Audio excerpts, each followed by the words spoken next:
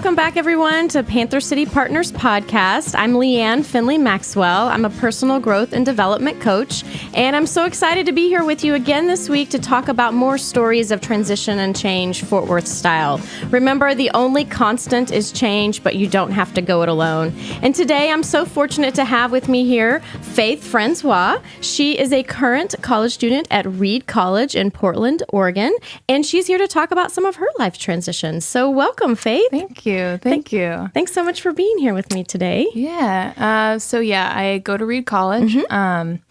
I just recently actually was in Scotland, so I haven't been at Reed for about a year. Yeah, you took a whole year for your study abroad. Wow. Yeah. It was awesome. Good. I intended only actually on going for a semester, but I ended up staying for the whole year because I was having a good time. That's nice. But I graduated from Trinity Valley in 2016, so I'm going into my senior year at Reed now. Okay, so it's your senior year, so it's taken you about 4 years to graduate, which is a traditional path. Yeah. But tell me about like your major and stuff. How has that changed? I switched around a lot. That's okay. It's okay. Yeah. In high school, I was really into creative writing, and I always thought I would do journalism and write on the side. And I'm still torn about that. I'm still trying to figure that out because I do love to write, and I think I always will. Yeah. But when I got to college, I started getting more. I mean, I'd always kind of had a passion for medicine too, but it was more. I'd never really experienced it, if that makes sense. I'd never really had like direct contact with it, and so when my freshman year, my dad was really sick, and I was kind of thrown into that whole world, and. Not that English wasn't enough, because, I think it's a really great field. But I was just really drawn to studying more biology so that I could go to medical school. Okay. And so I kind of just naively switched, which isn't super like me, but I... just kind of... You're usually a planner a big planner. Researcher. Yeah. I got to put a lot of thought into decisions. But this, I kind of was like, you know what? Like, I think it was because at the back of my mind, I'd always kind of wanted this. Okay. So maybe it was like an itch back there and you just weren't listening to it. And then suddenly it was like in your face, you need to listen to me now. Yeah. I was always kind of scared because I'm not that good at science. Like, really, in high school, I mean, I could like kind of scrape by, but it wasn't like English where I felt like it flowed naturally. Super excelled at that. Yeah. But I mean, I just kind of went for it and struggled a lot.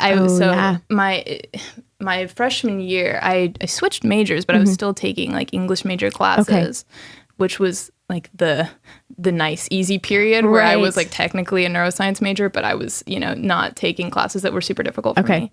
And then my sophomore year, I was taking intro chem, intro bio, and then a psych class and a religion class, and I was drowning. Yeah, those are some tough classes. Even for people who feel like they are sciencey kids, those can be really tough classes. Yeah, and I mean, looking back, this is why it was so naive. People were like, don't take those two at the same time, like intro chem and intro bio, because they have labs. And I was like, I can handle it. Which I did, but I was very stressed out. So I think this is a good time to just pause and say, you excelled in high school, right? Your grades were great all through high school. And so you get to that point in college where, and this, I feel like a lot of students have this struggle in college where they excelled so much in high school and then they get to college and they have some bumps and then suddenly their whole identity is thrown into crisis because they're like, but I'm a good student. Yeah. What is happening? Oh my God. Yeah. I talked to a friend from the UK last night, and we'd gotten our grades back, and we were both like, what are we doing? Like, how did this happen to us? But yeah, no, and that's something I've had to deal with a lot. Like, I feel like a lot of my self-esteem was roped into like the fact that I was getting A's, which is silly, but it happens. Yeah. And so I've had to try to be really honest with myself about, is this something, do I need to switch majors? Is this something I need to just push on through? Like, is medicine really going to work out for me? And that's something I'm grappling with right now. Yeah. So what are some of the ways you grapple with it? Do you write about it? Do you have specific people that you talk to, or is it more just like an internal dialogue? It depends. I have a great advisor. Oh, that's helpful. Yay for college advisors. Thank God. Yeah, he's in the career advising office, and I email him constantly with my various worries. And we talk on the phone. I feel kind of bad how much I'm sure that is lovely for him too, because that's his job. That's what he wants to be doing. Yeah. So he's really great about if I'm like, I got another C, what do I do? And he'll just be like, it's okay. Well, we can deal with this. And so I use him. I use the internet a lot, just like Googling things, trying to figure out, like getting on blogs. Like a lot of people are going through the same thing with medical school. And so there's a lot of content on there about it. That's good. So you're reaching out and finding other people's personal stories to kind of help you figure out what your path is going to be. Totally. Yeah. And then, like we were saying, I'm a big planner. So coming up with just like detailed plans of like, if this happens, then I'll do X, Y, Z or whatever. I can see a flow chart of like, if this happens, go here. If this happens, go there. I made a giant one yesterday and I was like, oh God. That's awesome. Yeah. So you're still a neuroscience major? I'm a psychology major now. You're a psychology major. Okay. Yeah. And that's that happens kind of naturally because I wanted to go to Scotland. The neuroscience major had a lot more requirements than the psychology major. Okay. And so as far as like completing your degree plan on in the time that you wanted to complete it. Yeah, exactly. So I'm still taking majority neuro, like slanted classes or whatever, a lot of bio and chem, but honestly, like it got me out of calculus, which I just didn't really have time to take. Yeah. And so like it made more sense for me because I wanted to study abroad and I wasn't going to be able to read classes for a year. I see. So the nice thing about psychology is I feel like sometimes people just only associate psychology with like counseling, just like sitting and talking with someone. Yeah. But there is this whole section of psychology that is about the brain and really is about studying the brain and studying the science behind the brain, not just the feelings part of psychology. Absolutely. Yeah. And so that's a way that you have found this path that you could still potentially go to medical school if that's what you want to do, but you've just found a different route to get there. Absolutely. Yeah. I feel like that's been like, I haven't really, a lot of things haven't gone exactly as planned. And so it's like I do a thing and then, I see the result of it and then I kind of re-navigate. And psychology was kind of a way that happened where I was like, I'm still interested in neuroscience. I still want to go into neurology. But I don't want to be at Reed for another year. And so this is the way I'm going to do that. I think that's a really good point to make is that when because I'm a big planner too. And so when you set out a big plan and things don't go exactly the way you want, you have to be flexible and be able to shift gears pretty easily. And so how do you find, like, has that always been something you've been good at, shifting gears quickly? Or is it something that you're coming into now? Definitely something I'm coming into now. I think that kind of had to do with the grades thing because in high school I was like, the world's my oyster. I can do anything I want. And that's true to an extent, but then like you get thrown into situations where you're like, oh, like for example, I really I had my heart set on going to Rice in Houston. And I kind of just took it for granted that I would get in. I mean, of course I had anxiety about it, but I didn't. And it really rocked me. And I was like, what do I do? I didn't really have a second plan because I just kind of assumed. And then I went to Reed and I'm happy that I did now. I mean, I wouldn't have said that my freshman year probably because I was still like kind of heartbroken about it. But I've learned way more at Reed, I think, just because it's so different than I would have. I mean, I don't know what it would have been like at Rice, but that was in Houston. That's not that far from home really. So I'm glad that went as it did. But just stuff like that, and then not acing my classes has made me, I'm probably going to have to do a post-bac or get a master's or something like that. And that's just like, I've had to make changes and stuff. Right. So making those transitions and really kind of finding the silver lining in the fact that you didn't get into your original college of choice, Rice. Now you can see that probably was a really good thing that didn't happen. It was, But at the time it hurt so much that it's hard to notice that at the moment, that really this is your trajectory doesn't have to just follow that one path. Absolutely. Yeah. Yeah, I remember my freshman year calling my older sister and telling her, and I was distraught, and like I go to read and she's like, "See, aren't you happy?" And at first I was like, I was like, "No, like how could, it's hard to find the silver lining, but now, or I don't even know, I guess what I mean is like, it wasn't even intentional finding the silver lining. Right. Like I really wasn't even trying to be super positive about it, but now like it really genuinely seems like the right thing. Yeah, your mind, it's not that you had to like tell your mind, I'm going to look for the good. It was just like you just had to experience it, and the good just naturally came. Yeah. That's awesome. Yeah. So you just got back from Scotland. You spent an entire year there, and you said that part of the reason why you kind of adjusted your major was so that you could go there. Yeah. What was so important? What was the big deal about getting to study abroad, or Scotland, if it was Scotland and specifically, or if it was just the opportunity to study abroad in general? A couple things. I'd always wanted to study abroad, not with the kind of like intense passion that I wanted to by the end of my sophomore year. It wasn't Scotland specifically. It really was that I just wanted to not be at Reed, which is interesting. Kind of the way that I ended up at Reed, because it just kind of happened. I feel like Scotland kind of just happened, which is lucky for me, I guess. I was having a hard time at Reed, and so it was more of a like, I want to get out of here. I see. You don't want to leave the school forever and try to go find a new university to graduate from. You just needed to take a break from there. And so studying abroad made sense, and so I went because I kind of needed to get away from Reed, and then I got this whole other experience that I didn't even know I would get. And I'm so happy that it went that way. Oh, good. Yeah. That's awesome. So what would you say are some of the big, because that's a huge transition to move to a completely different country, even though technically in Scotland they speak English. Often I've been to Scotland, and often there's someone is speaking to you and you're like, I know they're speaking English, but I have no idea what they're saying. Literally. Oh my God. Yeah. They speak so fast and with such a thick brogue accent. Yeah. So what are some of the other transitions that maybe were interesting transitions that you dealt with in that year abroad? In Scotland? Oh my God. Definitely being on my own, like truly on my own. Because when I went to Portland, my sister was there, and she lives 5 minutes from Reed. So it was very different. It was a lot more independent, but I always had her there. And you have that safety net. Yeah, and I made friends right off the bat because, I had a roommate and she had friends. And so that... Oh, perfect. You just kind of plopped into a community. Yeah, and that was... I didn't even realize how lucky that was. Because going to Scotland, like... It was the first time I was like, oh my God, like I really am on my own here. And I didn't make friends immediately, which was fine.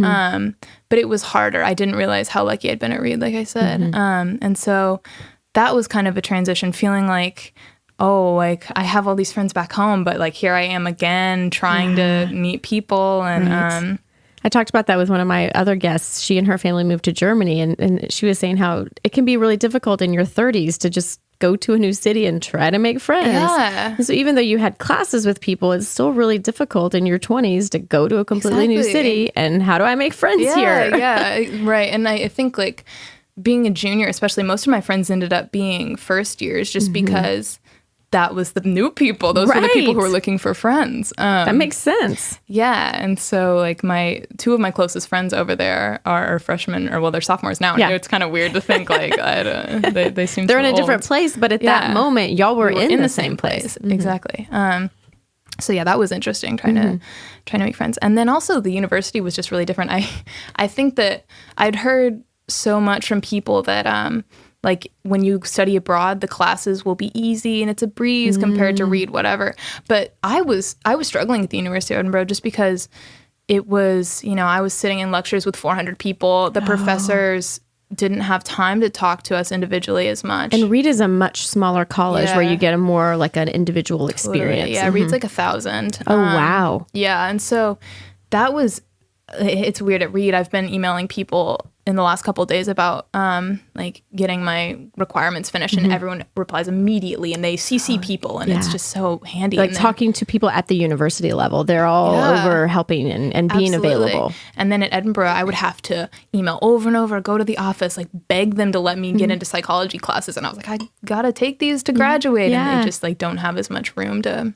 So that's interesting. I mean, they're both college systems and they're not completely different, but navigating two different types of colleges, a really small college versus a really large college, that is a huge transition that I don't think a lot of people understand if they've only gone to one. Yeah. So now you've had this experience of having to navigate both of those different places. Totally. And it's weird because when I was a senior, I put so much research into, you know, everything I wanted in a school. And like, you know, I wanted it to be small and I wanted like this individual attention and all this stuff. And then studying abroad, I was like, you know, like Edinburgh seems cool. And then go there and realize that I'm at a, you know, 40,000 student university and this is going to be a really different experience. But I actually really ended up liking it.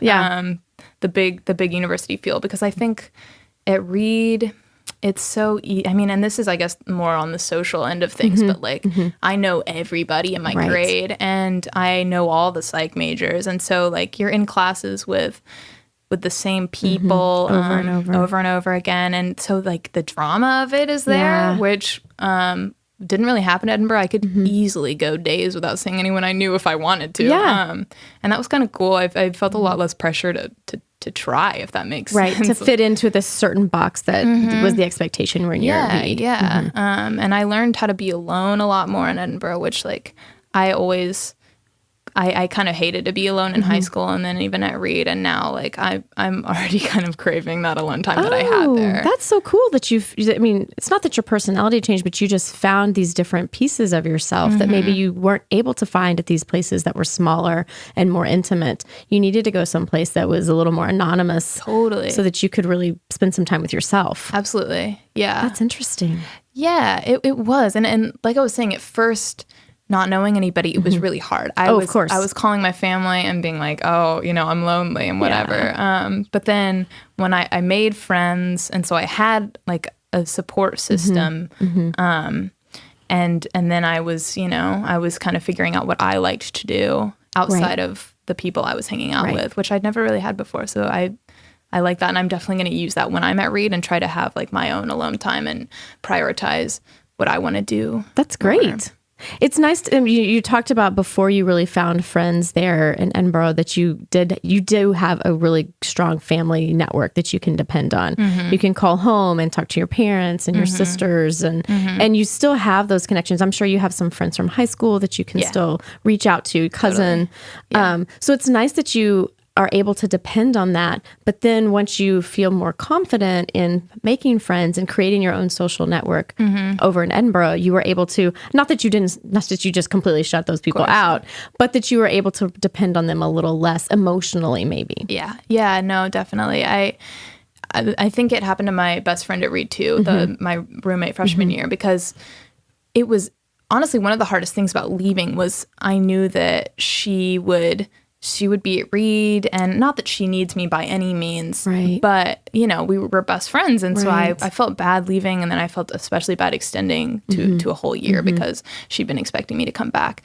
And so at the beginning, we were talking every day, all the time. And then by the end, we had both like made other friends, and we're still best friends. Absolutely. But like we were just like leaning on each other less, and kind of finding more, I don't know. I think we both learned how to be alone more, and I think that'll be good for our friendship, honestly. Yeah, probably so. Yeah. I wonder if you're at all concerned about this idea of you being away for a year, but time marching on at Reed. That group of friends that you had, they have a whole year's worth of experiences that you weren't a part of. Not that you weren't having some amazing experiences on your own, but to then go back to that group and now to fit into that group. What are your thoughts on that transition back? It's nerve-wracking.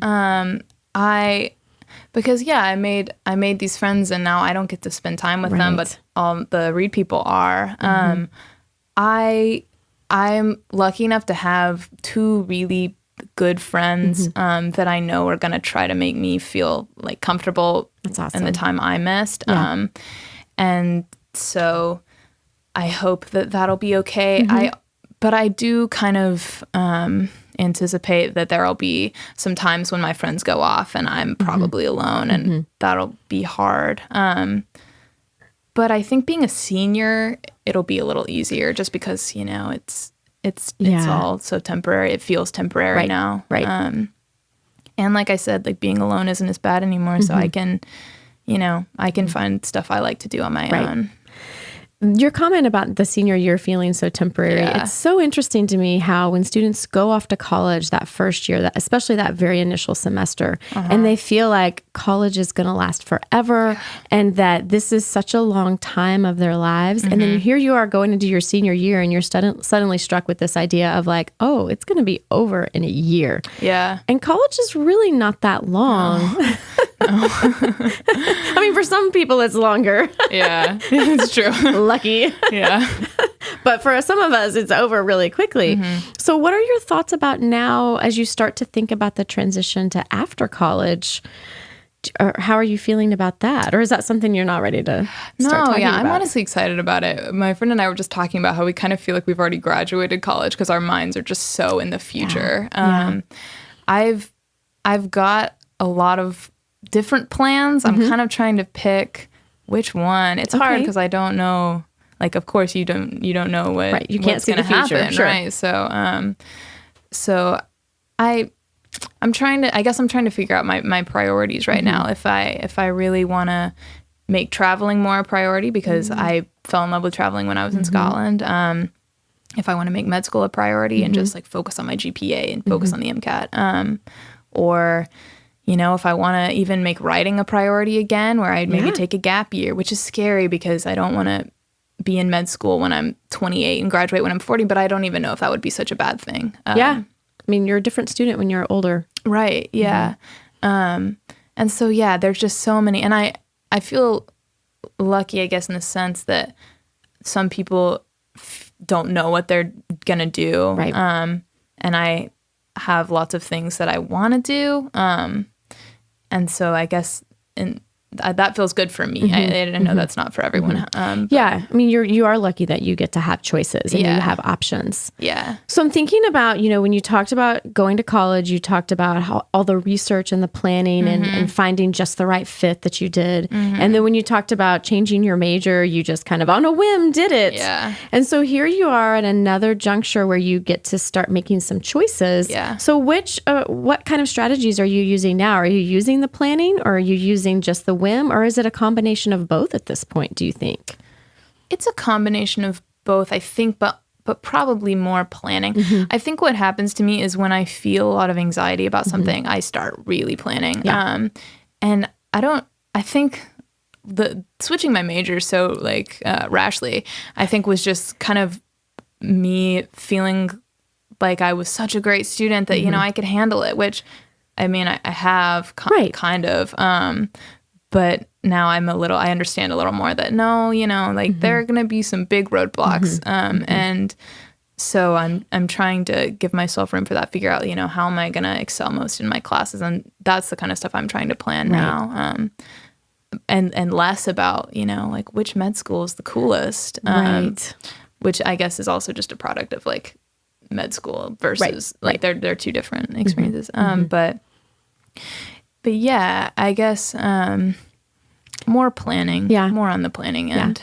I'm wondering too, if since you've had some experience of planning and things not going the way you had anticipated them going, how do you feel like it'll be easier to deal with those bumps in the road in the future? Or do you feel like it's going to still be just as heartbreaking or trying as it has been in the past? I think it'll be easier, but that's something I worry about. I like to set goals that are hard to achieve. Sure. You want to challenge yourself. Exactly. Yeah. And Rice was that for me. And it doesn't hurt anymore, but I do see parallels with med school. Like Rice was hard to get into and it was kind of like, you know, I'm going to have to work really hard to do it. And then I didn't. And I don't want the same thing to happen with med school. I don't want to push myself so hard and dedicate, you know, most of my or like a half my 20s to getting in, and then I don't.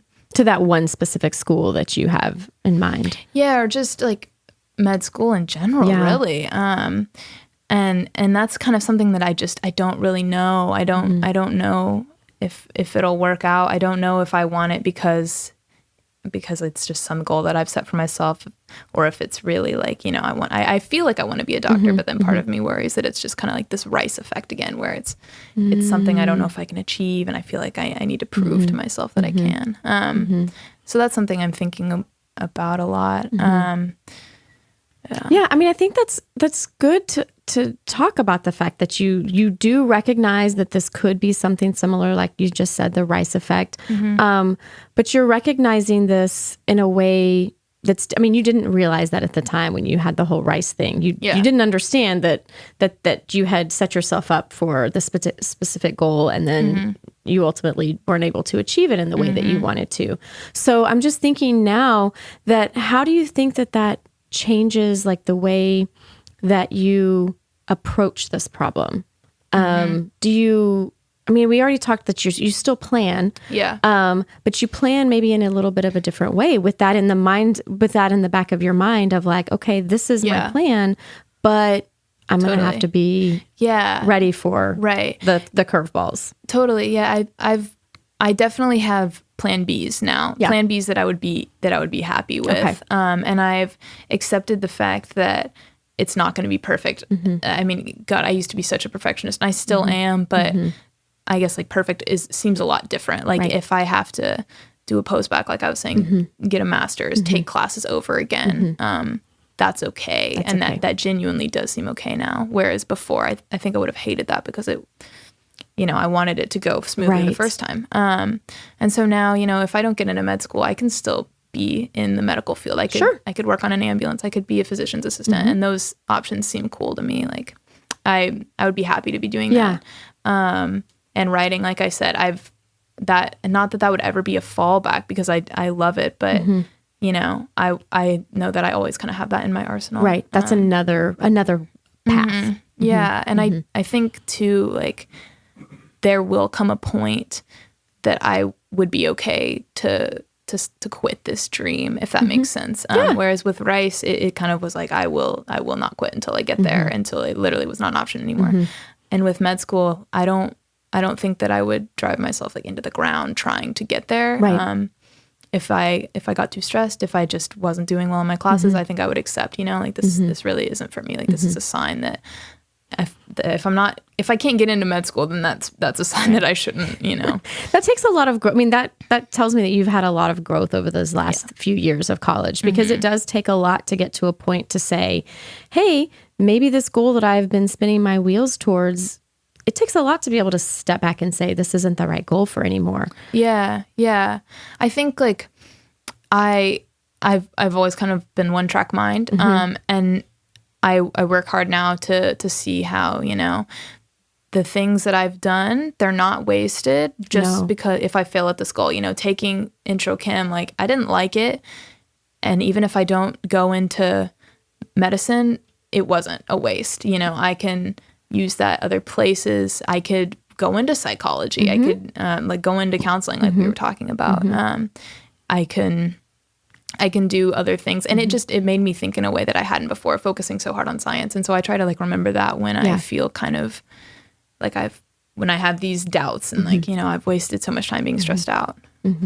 Yeah, I think that's important to think about that. Like the experiences that you've had are not wastes. I mean, it's just as important to figure out what you do want as it is to figure out what you don't want. Absolutely. And you would never be able to figure that out if you didn't have some of these experiences that weren't optimal. Absolutely. Yeah. I think that that's something that I wish that I had always known, but I'm glad to have learned it now. And I think that you can't really learn that without failing, obviously. And so even though it's been hard, I think it would have been worse if I had learned it later, because now I can kind of factor it in when I'm making decisions and stuff like that. That's a really, really good point. You couldn't, I mean, that's not the kind of thing that your mom can tell you, hey, Right. you really do have to live Yeah, it and experience absolutely. it to get that lesson. Yeah. And it's a hard lesson to learn, but you come out stronger for it. Yeah. I think the thing that I grapple with too is just not, and I think we talked about this in the beginning, but just not letting it knock my self-esteem too Right. hard. And like failings in everything, like in my personal life, with friends, with dating, with school, like, you know, in high school, I was just so inexperienced with everything that Right.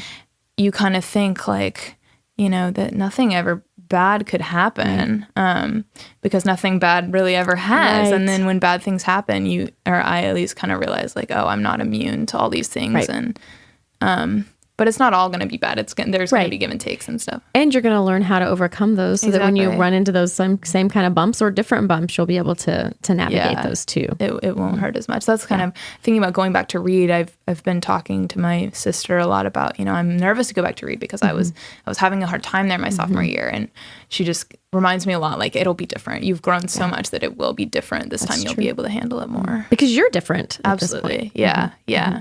Scotland definitely made me feel a lot more independent, a lot more accepting of failure. Because my sophomore year, like I was saying, was the first time that I started struggling more in my classes. And so now I know that it's going to be hard. I know that I'm going to have to push myself. So just like preparing for that. That's awesome. Well, thank you so much for your time today, Faith. You have talked us through lots of different, you know, strategies that you've used to overcome or to navigate these transitions, but also a lot that you've learned about yourself and that growth time that you've had away from Reed, but also just all of your college years sound like you've really grown a lot. And I mean, that's what college is about. It's not just about academics. And so I think that that's sometimes hard for people to realize that college is not just about getting a degree. It's also about learning about who you are and coming into your own as a person. And it sounds like you are navigating both of those.